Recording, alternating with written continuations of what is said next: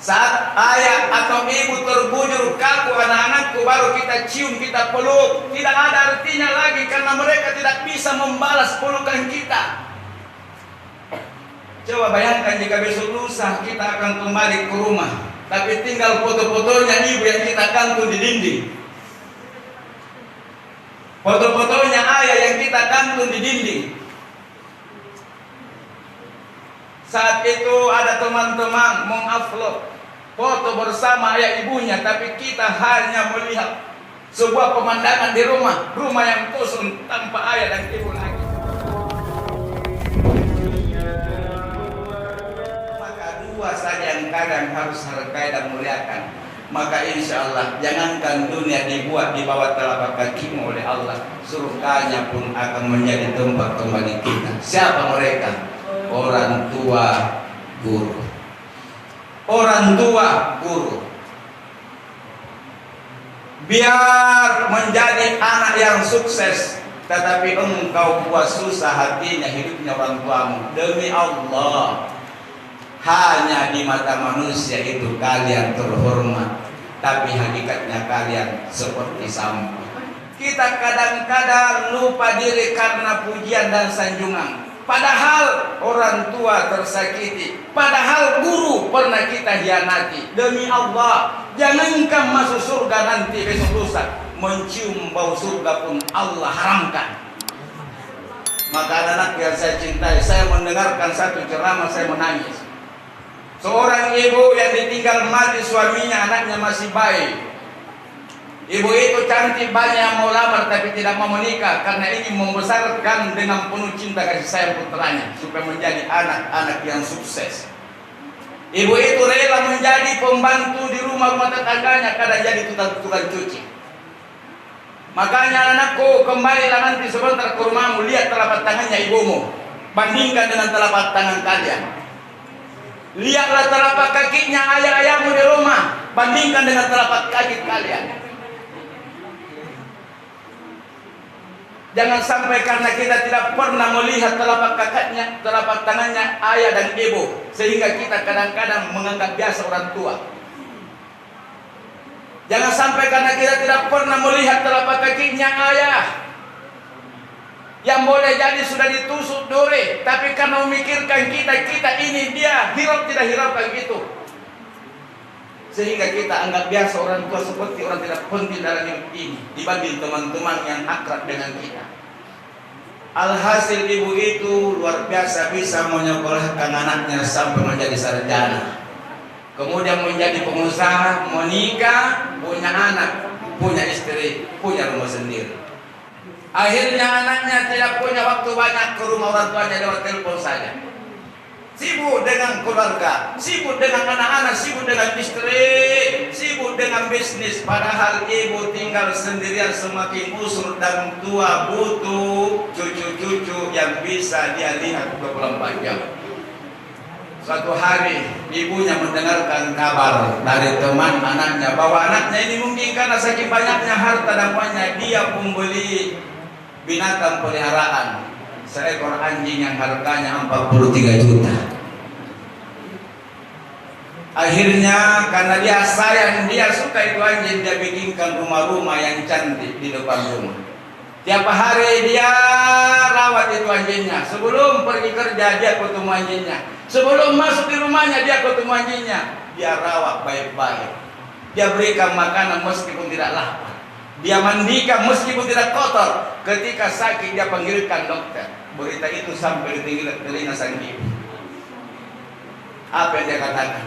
Dia telepon anaknya saat itu, anak-anakku, wahai anakku, selama ini saya sabar karena kamu anak yang sangat sukses, punya istri, punya anak-anak, punya keluarga. Saya maklumi tidak punya waktu, tapi sekarang lain. Setelah saya dengarkan bahwa kau pelihara anjing, maka saya ibumu hari ini, anak-anakku, andaikan engkau menyuruh saya memilih antara menjadi ibumu atau menjadi anjingmu, maka saya lebih pilih menjadi anjingmu, anakku, supaya kau bisa bikinkan saya rumah di depan rumahmu, supaya setiap pagi dan setiap malam kau bisa melihat saya ibumu. Andai kalau engkau menyuruh saya memilih antara ibumu dan anjingmu, maka saya lebih pilih menjadi anjingmu, anakku, supaya setiap hari engkau bisa membawakan saya makanan. Andai kalau engkau bisa memilih saya menjadi ibu dan atau anjingmu, anakku, maka saya lebih pilih menjadi anjingmu, supaya ketika saya sakit kau panggilkan saya dokter, dan ketika saya kotor kau bisa mandikan saya.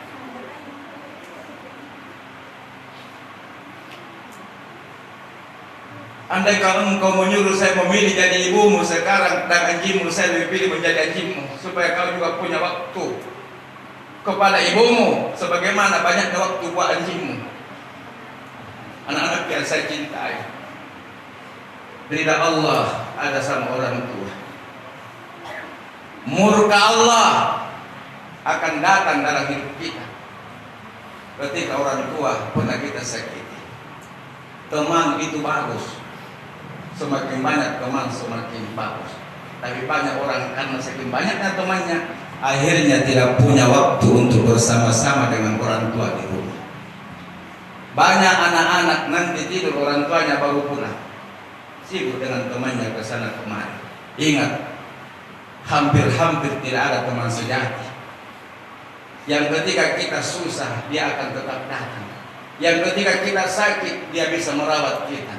Dan perhatikan ayah dan ibu yang boleh jadi selama ini kita anggap tidak penting dalam hidup kita dibanding teman-teman. Nanti tidur orang tua baru kita pulang.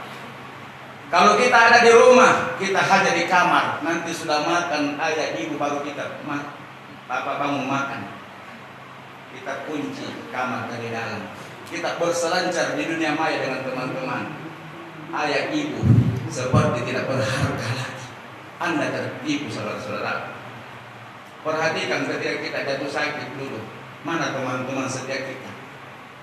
Mereka hanya datang menghibur sekejap, keluar gembira seperti tidak punya masalah.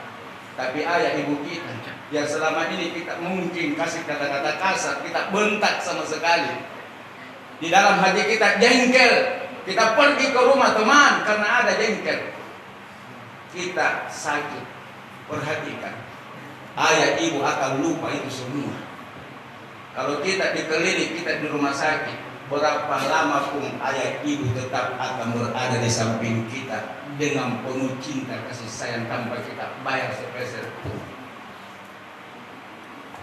Teman siapa yang bisa melakukan itu tanpa dibayar? Saudara-saudara, anak yang saya cintai, hanya ibu. Ayah mungkin di rumah sakit bisa tidur di lantai, tapi ibu kita 9 bulan 10 hari kita pinjam perutnya. Demi Allah, tidak bakalan tidur di lantai ketika anaknya sakit di atas ranjang. Dia akan cari tempat tidur di samping anaknya yang sedang sakit. Itulah ayah ibu pada saat kita susah. Tapi pada saat kita bahagia sehat, hanya mengiringi kita doa-doa. Tapi teman-teman, ketika kita menderita, siapa yang akan datang? Tidak ada. Tertipu kita seperti melihat air laut dari jauh, seperti melihat kayu yang lurus dalam air. Kalaupun ibu tidak mendapatkan sedikit pun tempat tidur di samping anaknya sedang sakit, perhatikan, dia akan ambil kursi anak-anak. Ambil kursi, dia akan tarik di samping tempat tidur kita sakit. Dia akan tidur di teralinya ranjang rumah sakit. Kadang tangan kirinya dia jadikan bantal, tangan kanannya tidak pernah berhenti mengusap kita dengan penuh cinta dan kasih sayang. Baru kita selama ini nanti tidur, tidak kelihatan wajah, terdengar suara orang tua, baru kita kembali. Wajah suara orang tua ternyata sudah tidak penting. Demi Allah, besok lusa kita akan menyesal, dan penyesalan itu tidak ada gunanya. Ketika kita masuk di rumah kita suatu saat, tapi kita mendapati ayah atau ibu sudah terbujur kaku dibungkus kain. Demi Allah, saat itu kalian akan memeluk ibumu. Saat itu kalian akan memeluk ayahmu, tidak mau berpisah. Tapi pelukan saat itu hanya fata morgana, tidak berarti lagi. Kemana kita ketika mereka masih hidup? Justru kita yang membuat banyak bebannya. Justru kita yang membuat banyak pikirannya. Justru kita yang membuat susah batinnya dan susah tidur karena memikirkan kita setiap malam tidak kembali ke rumah. Saat ayah atau ibu terbujur kaku anak-anakku, baru kita cium, kita peluk, tidak ada artinya lagi karena mereka tidak bisa membalas pelukan kita. Coba bayangkan jika besok lusa kita akan kembali ke rumah, tapi tinggal foto-fotonya ibu yang kita gantung di dinding, foto-fotonya ayah yang kita gantung di dinding.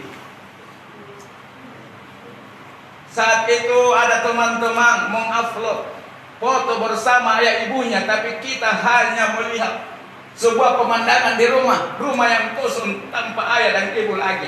Demi Allah, anak-anakku kita akan datangi itu foto, kita akan lap debunya kalau kotor. Kenapa nanti jadi kertas ibu baru kita muliakan? Kenapa nanti setelah jadi kertas ayah ibu baru kita jaga di rumah? Bahkan ketika fotonya ayah dan ibu mirip, demi Allah kita akan benahi, kita akan benarkan. Tapi terlambat anak-anakku yang saya cintai, saya muliakan.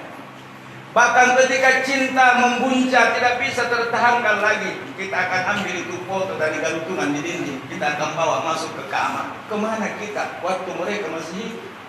Ternyata kita tertipu di luar. Maka beruntung berbahagialah anak-anakku yang masih punya orang tua hari ini. Doanya ibu kepada anak 1 kali itu lebih baik daripada doanya 1000 ulama.